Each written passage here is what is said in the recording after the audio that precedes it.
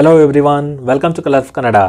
So finally ನೆನ್ನೆಗೆ ನಿಮ್ಮ agriculture practical exams complete ಆಗೋಯಿತು ಆ್ಯಂಡ್ ರೈಟ್ ನಾವು ಅಪ್ಡೇಟ್ ಬರ್ತಾ ಇರೋ ಹಾಗೆ ಎಲ್ಲ ಕಾಲೇಜಸ್ಸಿನ ವೆಬ್ಸೈಟ್ನಲ್ಲಿ ರೆಸ್ಪೆಕ್ಟಿವ್ ನೀವೆಲ್ಲೆಲ್ಲಿ ಎಕ್ಸಾಮನ್ನು ತೊಗೊಂಡ್ರಲ್ವಾ ಆ ಕಾಲೇಜ್ನವರು ಕೀ ಆನ್ಸರ್ಸ್ಗಳನ್ನ ಕೂಡ ತಮ್ಮ ವೆಬ್ಸೈಟ್ನಲ್ಲಿ ಅಪ್ಡೇಟ್ ಮಾಡಿದರೆ ನಿಮಗೇನಾದರೂ ಬೈ ಮಿಸ್ಟೇಕಾಗಿ ಸಿಕ್ಕಿಲ್ಲ ಅಂತಂದರೆ ಇನ್ನೂ ನೋಡ್ಕೊಂಡಿಲ್ಲ ನಿಮ್ಮ ಮಾರ್ಕ್ಸ್ಗಳನ್ನ ಕ್ಯಾಲ್ಕುಲೇಟ್ ಮಾಡ್ಕೊಂಡಿಲ್ಲ ಅಂತ ಅಂದರೆ ಕಮೆಂಟ್ ಸೆಕ್ಷನಲ್ಲಿ ಕಮೆಂಟ್ ಮಾಡಿ ನಿಮ್ದು ಯಾವ ಕಾಲೇಜು ಎಲ್ಲಿ ಎಕ್ಸಾಮನ್ನು ಬರೆದ್ರಿ ಅಂತೇಳಿ ನಾನು ಅದನ್ನು ಟೆಲಿಗ್ರಾಮ್ ಚಾನಲಲ್ಲಿ PDF ಫಾರ್ಮ್ಯಾಟಲ್ಲಿ ಕೀ ಆನ್ಸರ್ಸ್ಗಳನ್ನ ಸೆಂಡ್ ಮಾಡ್ತೀನಿ. ನೀವು ಬೇಕಾದರೆ ನೋಡ್ಕೊಳ್ಳಿ. ನನ್ನ ಹತ್ರ ಇರುವಂಥದ್ದು ಎಲ್ಲ ಕಾಲೇಜಸ್ ಇದೆ, ನಾನು ಅದನ್ನು ಹಾಕಿರ್ತೀನಿ. ನೀವು ಕಮೆಂಟ್ ಸೆಕ್ಷನಲ್ಲಿ ಕಮೆಂಟ್ ಮಾಡಿ ಸಿಕ್ಕಿಲ್ಲ ಅಂತ ಅಂದರೆ ಓಕೆನಾ. ಸೊ ಎಲ್ಲರೂ ಕೂಡ ಅಪ್ಡೇಟ್ ಮಾಡಿದ್ದಾರೆ. ಸೊ ಇಲ್ಲಿ ನಾನಿರುವಂಥದ್ದು ಬ್ಯಾಂಗ್ಳೂರು ವೆಬ್ಸೈಟ್ನಲ್ಲಿ, ಇವರು ಕೂಡ ಇಲ್ಲಿ ಅಪ್ಡೇಟ್ ಮಾಡಿದ್ದಾರೆ.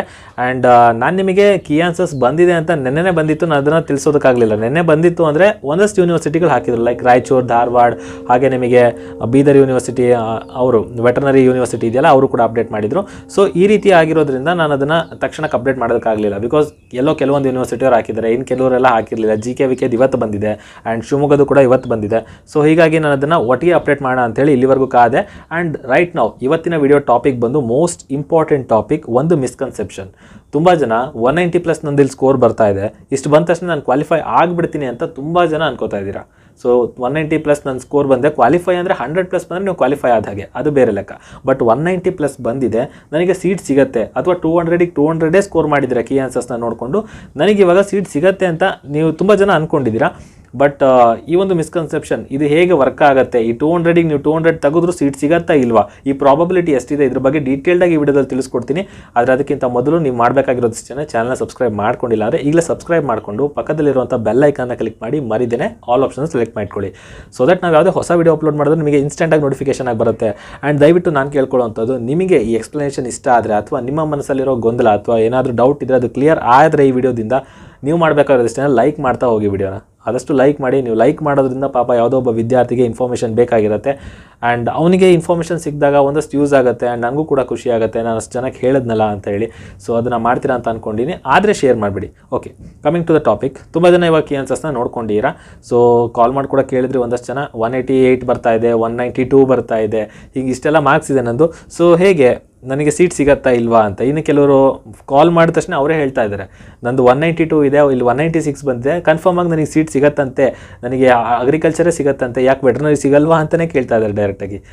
ಮೊದಲನೇದಾಗಿ ಒಂದು ತಿಳ್ಕೊಳ್ಳಿ, ನೀವು ಇಲ್ಲಿ 200ಗೆ 200 ಸ್ಕೋರ್ ಮಾಡಿ 196 ತೊಗೊಳ್ಳಿ, ಅಥವಾ ನಾನು ಈ 50 ಕ್ವೆಶನ್ಸ್ ಆರ್ಡರ್ ಏನಿದೆ ಇದ್ರ ಪ್ರಕಾರ ಹೇಳೋದಾದರೆ ನೀವು 50ಕ್ಕೆ 50 ಸರಿ ಮಾಡಿರಿ, 49 ಮಾಡಿ, 48 ಮಾಡಿ, it doesn't matter at all.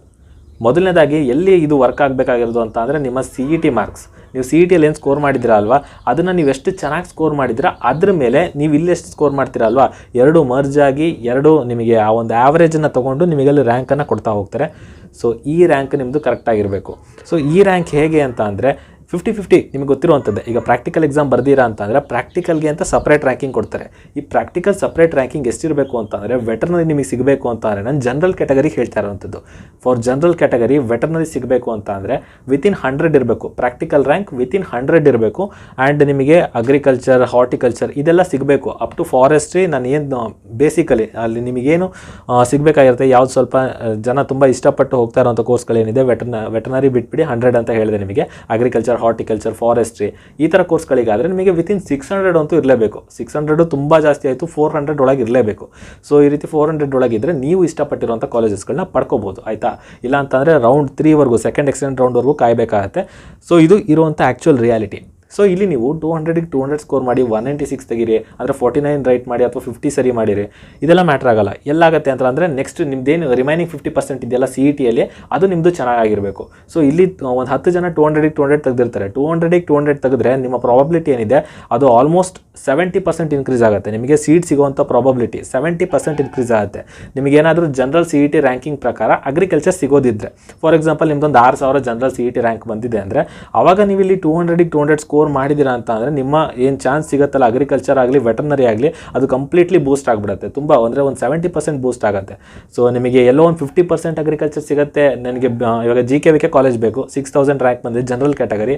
So ಇಲ್ಲಿ ಒಂದು 50-50 ಇಲ್ಲ, ಇಲ್ಲಿ ಚಾನ್ಸಸ್ ನಿಮಗೆ 30% ಇರ್ಬೋದು, 20% ಇರ್ಬೋದು. ಲಾಸ್ಟ್ ರೌಂಡ್ವರೆಗೂ ವೆಯ್ಟ್ ಮಾಡಬೇಕು. ಅಂಥವ್ರಿಗೆ ಏನಾಗುತ್ತೆ, ಒಂದು 70% ಇಲ್ಲಿ ಬೂಸ್ಟ್ ಆಗಿಬಿಡುತ್ತೆ. ಪ್ರಾಕ್ಟಿಕಲ್ ರ್ಯಾಂಕ್ ವಿತಿನ್ ನಿಮಗೆ 100 ಬರುವಂಥ ಸಾಧ್ಯತೆ ಇರುತ್ತೆ. ಹಾಗೆ ಬಂದಾಗ ನೀವು GKVK ಆರಾಮಾಗಿ ಪಡ್ಕೋಬೋದು. ಸೊ ಅದರಲ್ಲೇನು ನಿಮಗೆ ತೊಂದರೆನೇ ಆಗೋದಿಲ್ಲ, ಜಿ ಕೆ ವಿ ಕೆ ನಿಮಗೆ ಆರಾಮಾಗಿ ಸಿಕ್ಬಿಡುತ್ತೆ. ಸೊ ಇದೇ ರೀತಿ ಆಗ್ತಾ ಇರುವಂಥದ್ದಿಲ್ಲಿ. ಸೊ ಈ ಸಿಚುವೇಶನ್ ನೀವು ಕರೆಕ್ಟಾಗಿ ಅರ್ಥ ಮಾಡ್ಕೋಬೇಕು. ನಿಮ್ಮ ಪ್ರಾಕ್ಟಿಕಲ್ ರ್ಯಾಂಕ್ ಏನಿದೆ ಇದನ್ನು ಟೋಟಲ್ ಆಗಿ ನಿಮಗೆ ಈಗೇನು ಪ್ರಾಕ್ಟಿಕಲ್ ಎಕ್ಸಾಮ್ ಬರೆದ್ರಿ ಅಲ್ವಾ ಅದರಿಂದ ಕೊಡೋದಿಲ್ಲ. ಸೊ ಇಲ್ಲಿ ನಿಮ್ಮದು 200 ಬಂದಿರಲಿ, ತುಂಬ ಖುಷಿಯಾಗಕ್ಕೆ ಹೋಗಬೇಡಿ. ನಿಮ್ಮದು 200 ಬಂದಿಲ್ಲ ಅಷ್ಟೊಂದು, ನಿಮ್ಮದು ಒಂದು 3-4 ತಪ್ಪಾಗ್ಬಿಟ್ಟಿದೆ ಅಂತ ಅಂದರೆ ಯಾರು ಕೂಡ ಟೆನ್ಷನ್ ಮಾಡ್ಕೊಳ್ಳೋದಕ್ಕೂ ಹೋಗಬೇಡಿ. ನೀವು ಸಿ ಇ ಟಿಯಲ್ಲಿ ಚೆನ್ನಾಗಿ ಮಾಡಿದ್ದೀರಾ, ಹೋಪ್ಸ್ ಇಟ್ಕೊಳ್ಳಿ. ಸಿ ಇ ಟಿಯಲ್ಲಿ ನೀವು ಚೆನ್ನಾಗಿ ಮಾಡಿದ್ರಿ ಅಂತ ಅಂದರೆ ವಿತಿನ್ 10,000 ರ್ಯಾಂಕ್ ಒಳಗೆ ಬರ್ರಿ. ನೀವು 10,000 ರ್ಯಾಂಕ್ ಒಳಗೆ ಬಂದು ಇಲ್ಲೊಂದು 3 ತಪ್ಪು ಮಾಡಿರಿ. ಸೊ ನಿಮಗೆ ಅಗ್ರಿಕಲ್ಚರ್, ಹಾರ್ಟಿಕಲ್ಚರ್ ಯಾವುದಾದ್ರೂ ಒಂದು ಒಳ್ಳೆ ಕೋರ್ಸ್ ಸಿಗುತ್ತೆ.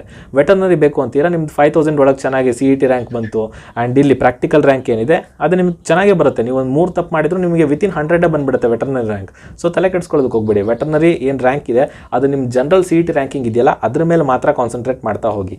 ಸೊ ಈಗಂತೂ ಏನೂ ಮಾಡೋದಕ್ಕಾಗೋದಿಲ್ಲ, ಆ ರ್ಯಾಂಕ್ ಬಂದ ಮೇಲೆ ನೀವು ಚೆಕ್ ಮಾಡ್ಕೋಬೇಕಾಗತ್ತೆ. ನಾನು ಆ್ಯಾವ್ರೇಜಾಗಿ ಅಥವಾ ಒಂದು ಗೆಸ್ ಮೇಲೆ ನಾನು ನಿಮಗೆ ಹೇಳೋದಾದರೆ ಪಿ ಸಿ ಬಿ ಏನು ನೀವು ಸಿ ಇ ಟಿ ಎಕ್ಸಾಮ್ದು ಹೇಳ್ತಾ ಇರೋಂಥದ್ದು, ನಾನು ಪಿ ಸಿ ಬಿ ವೆಟರ್ನರಿಗೆ ಪಿ ಸಿ ಬಿ ನಿಮ್ಮದು ಸ್ಕೋರ್ ಟೋಟಲ್ ಎಷ್ಟಾಗಿರಬೇಕು ಅಂತ ಅಂದರೆ 125 ಆದರೂ ಇರಬೇಕು, ಮಿನಿಮಮ್ 122, 125. ಯಾಕೆ ಅಂತಂದರೆ ಕಾಂಪಿಟೇಷನ್ ತುಂಬ ಹೈ ಇದೆ. ನಾನು ಅದನ್ನು ನಿಮಗೆ ಏನು ಮಾರ್ಕ್ಸ್ ವರ್ಸಸ್ ರ್ಯಾಂಕ್ ಇದೆಯಲ್ಲ ಅದನ್ನು ನಾನು ನಿಮಗೆ ಮಾಡ್ತೀನಿ, ಆದಷ್ಟು ಬೇಗ ಮಾಡೋ ಒಂದು ವೀಡಿಯೋನ ಅಪ್ಲೋಡ್ ಮಾಡ್ತೀನಿ. ಬಟ್ ಜನರಲಾಗಿ ಹೇಳ್ತಾ ಇರೋವಂಥದ್ದು 125 ಬೇಸಿಕ್ ಆದರೂ ಇದ್ದರೆ ಈ ಪ್ರಾಕ್ಟಿಕಲಲ್ಲಿ ನೀವು ಒಂದು 47 ರೈಟ್ ಮಾಡಿದ್ರಿ ಅಂತಂದರೆ ನಿಮಗೆ ಖಂಡಿತವಾಗ್ಲೂ ವೆಟರ್ನರಿ ಸಿಗುತ್ತೆ, ಆಯಿತಾ. ಸೊ ಇದರಲ್ಲಿ ಯಾವುದೇ ವ್ಯತ್ಯಾಸ ಇಲ್ಲ. ಆ್ಯಂಡ್ ಇದಾದಮೇಲೆ ನಿಮಗೆ ಅಗ್ರಿಕಲ್ಚರ್ ಬೇಕು ಅಂತಂದರೆ ಹೇಳಿದ್ನಲ್ಲ, P C M B almost 114 ಆದರೂ ಇರಲೇಬೇಕು. 140 ಇರೋ ತುಂಬ ಒಳ್ಳೆ ಕಾಲೇಜ್ ಸಿಗುತ್ತೆ. 130 ಬೇಸಿಕ್ ಅಂತ ಇಟ್ಕೊಳ್ಳಿ. ಬಟ್ ಪಿ ಸಿ ಬಿ ಮಾತ್ರ 125 ಇರಲೇಬೇಕು ಫಾರ್ ವೆಟರ್ನರಿ, ಬಿಕಾಸ್ ಕಾಂಪಿಟೇಷನ್ ನಿಮಗೆ ಗೊತ್ತಿದೆ ಎಷ್ಟು ಹೈ ಇದೆ ಅಂಥೇಳಿ. ಆ್ಯಂಡ್ ನಾನು ಹೇಳಿದ್ನಲ್ಲ ಮಾರ್ಕ್ಸ್ ವರ್ಸಸ್ ರ್ಯಾಂಕ್ ಬಂದಾಗ ಕಂಪ್ಲೀಟಾಗಿ ಇದ್ರ ಬಗ್ಗೆ ಡಿಸ್ಕಸ್ ಮಾಡ್ತೀನಿ. ಬಟ್ ಸದ್ಯಕ್ಕೆ ಒಂದು ಮಿಸ್ಕನ್ಸೆಪ್ಷನ್ ಬೇಡ. ನಿಮ್ಮದು 200 ಬಂದಿದೆ, ನನಗೆ ವೆಟರ್ನರಿನೇ ಸಿಗುತ್ತೆ, ಅದು ಸಿಗುತ್ತೆ ಅಂತಲೇ ಕೂತ್ಕೊಳ್ಳೋಕೆ ಹೋಗಬೇಡಿ, ಡಿಸೈಡ್ ಆಗಬೇಡಿ. ಅದು 50-50 ಇದೆ. ಇಲ್ಲಿ ನಿಮ್ದು ಏನಿದೆ 200 ಬಂದರೂ ಕೂಡ ನಿಮಗೆ ಅಲ್ಲಿ 100 ಕನ್ಸಿಡರ್ ಆಗೋದು. 200ಅಲ್ಲಿ 50% ಅಂದರೆ ಎಷ್ಟು, 100 ಮಾರ್ಕ್ಸ್ ಅಷ್ಟೇ. ಸೊ ಇದನ್ನು ಕನ್ಸಿಡರ್ ಮಾಡ್ತಾರೆ ಅವರು, 50% ಕನ್ಸಿಡರ್ ಮಾಡ್ತಾ ಹೋಗ್ತಾರೆ. ಇದ್ರ ಬಗ್ಗೆ ಯೋಚನೆ ಇರಲಿ. ಆ್ಯಂಡ್ ಈ ವಿಷಯ ನಿಮಗೆ ಇಷ್ಟ ಆಗಿತ್ತು ಅಥವಾ ನಿಮ್ಮ ಫ್ರೆಂಡ್ಸ್ಗಳಿಗೂ ಶೇರ್ ಮಾಡಿ. ತುಂಬ ಜನ ಮಾತಾಡ್ಕೋತಾ ಇರ್ತಾರೆ, ಬೇರೆ ಕಡೆ ಸುಮ್ಮನೆ ರೂಮರ್ಸ್ನ ಕ್ರಿಯೇಟ್ ಮಾಡ್ತಾ ಇರ್ತಾರೆ. ಅದನ್ನು ಮಾಡೋದಕ್ಕೆ ಹೋಗಬೇಡಿ, ಎಲ್ಲ ಕಡೆ ಶೇರ್ ಮಾಡಿ. ಸೊ ದಟ್ ಎಲ್ರಿಗೂ ಕೂಡ ಉಪಯೋಗ ಆಗಲಿ ಈ ಒಂದು ಮಾಹಿತಿ. ಆ್ಯಂಡ್ ನಿಮ್ದೇನೇ ಕ್ವೆಶನ್ಸ್ ಇದ್ರೂ ಕೂಡ ಕಮೆಂಟ್ ಸೆಕ್ಷನಲ್ಲಿ ಕಮೆಂಟ್ ಮಾಡಿ. ಇನ್ನೂ ಎಕ್ಸ್ಟ್ರಾ ಯಾವ್ದಾದ್ರು ರೀತಿ ವೀಡಿಯೋಸ್ಗಳು ಬೇಕಿದ್ದರೆ ಅದನ್ನು ನೀವು ಕಮೆಂಟ್ ಸೆಕ್ಷನಲ್ಲಿ ಕಮೆಂಟ್ ಮಾಡಿ. ಸ್ಕ್ರಿಪ್ಟೆಡ್ ಆಗಂತೂ ನಾನು ವೀಡಿಯೋ ಮಾಡೋದಿಲ್ಲ, ಏನು ನನಗೆ ಇರುತ್ತೆ ಇನ್ಫಾರ್ಮೇಷನ್ ಅದನ್ನು ಕೊಡಬೇಕಾಗಿರುತ್ತೆ ಅಷ್ಟೇ. ಟೈಮ್ ಡ್ಯೂರೇಷನ್ ಬಗ್ಗೆ ನಾನು ಯೋಚನೆ ಮಾಡಿ ವೀಡಿಯೋಸ್ ಮಾಡಲ್ಲ. ಸೊ ಅರ್ಥ ಆಗಿದೆ ಅಂತ ಅಂದ್ಕೊಂಡಿದ್ದೀನಿ. ಇನ್ನೇನಾದರೂ ಕ್ವೆಶನ್ಸ್ ಇದ್ದರೆ ಕಮೆಂಟ್ ಸೆಕ್ಷನಲ್ಲಿ ಕಮೆಂಟ್ ಮಾಡಿ, ಆದಷ್ಟು ಬೇಗ ಮತ್ತೆ ಅದಕ್ಕೂ ಕೂಡ ವೀಡಿಯೋ ಮಾಡೋದಕ್ಕೆ ಟ್ರೈ ಮಾಡ್ತೀನಿ, ಅಥವಾ ಅಲ್ಲೇ ರಿಪ್ಲೈ ಮಾಡೋದಕ್ಕಾದರೆ ಅಲ್ಲೇ ರಿಪ್ಲೈ ಮಾಡ್ತೀನಿ. ಆ್ಯಂಡ್ ನೆಕ್ಸ್ಟ್ ವೀಡಿಯೋ ಸಿಗೋಣ. ನಿಮ್ಮ ಕೈಲಿ ಆದಷ್ಟು ಶೇರ್ ಮಾಡಿ. ಆ್ಯಂಡ್ ಮಿಸ್ಕನ್ಸೆಪ್ಷನ್ ಮಾತ್ರ ಬೇಡವೇ ಬೇಡ, ಈ ತಪ್ಪು ಅರ್ಥಗಳನ್ನ ತಿಳ್ಕೊಳ್ಳೇಬೇಡಿ. ಸೊ ತುಂಬ ಜನ ನಿಮ್ಮ ಅಕ್ಕಪಕ್ಕದಲ್ಲೇ ಹೇಳ್ತಿರ್ತಾರೆ, ನಾನು 200 ಬಂದಿದೆ, ನನಗೆ ವೆಟರ್ನರಿ ಸಿಗುತ್ತೆ, ನಿಂದು ನೋಡಿದ್ರೆ 182 ಬಂದಿದೆ, 184 ಬಂದಿದೆ, ಸೊ ಏನು ಮಾಡೋದು, ಇದು ಸಿಗಲ್ವಲ್ಲ ನಿನಗೆ ಅಂತ. ಆ ರೀತಿ ಏನೂ ಇರೋದಿಲ್ಲ. ನಿಮ್ಮ ಸಿ ಇ ಟಿ ರ್ಯಾಂಕ್ ಎಷ್ಟು ಚೆನ್ನಾಗಿರುತ್ತಲ್ಲ ಅಷ್ಟು ಚೆನ್ನಾಗಿ ನಿಮ್ಮ ಪ್ರಾಕ್ಟಿಕಲ್ ರ್ಯಾಂಕ್ ಅಪ್ಲಿಫ್ಟ್ ಆಗ್ತಾ ಹೋಗುತ್ತೆ, ಮೇಲೆ ಹೋಗ್ತಾ ಹೋಗುತ್ತೆ. ನಿಮ್ಮ ಸಿ ಇ ಟಿ ರ್ಯಾಂಕಿಂಗ್ ಏನಿದೆಯಲ್ಲ ಅದೇ ನಿಮಗೆ ಮೇಜರಾಗಿ ನಿಮ್ಮ ಪ್ರಾಕ್ಟಿಕಲ್ ರ್ಯಾಂಕನ್ನು ಡಿಸೈಡ್ ಮಾಡುವಂಥದ್ದು. ಇಲ್ಲಿ 200 ತೆಗೆದ್ರೂ ಅಷ್ಟೇ, ಅವ್ರು ಎಕ್ಸ್ಟ್ರಾ ಮಾರ್ಕ್ಸ್ ಕೊಡ್ತೀನಿ ಅಂದ್ಬಿಟ್ಟು ಇನ್ನೊಂದು 5 ಮಾರ್ಕ್ಸ್ ಕೊಟ್ಟಿದ್ರು ಅಷ್ಟೇ. ನಿಮ್ಮ ಸಿ ಇ ಟಿ ರ್ಯಾಂಕೇ ಮ್ಯಾಟರ್ ಆಗುವಂಥದ್ದು ಎಲ್ಲದಕ್ಕೂ. ಅರ್ಥ ಆಗಿದೆ ಅಂತ ಅಂದ್ಕೊಂಡಿನಿ. ನೆಕ್ಸ್ಟ್ ವೀಡಿಯೋ ಸಿಗೋಣ. ಅಲ್ಲಿವರೆಗೂ take care and stay safe.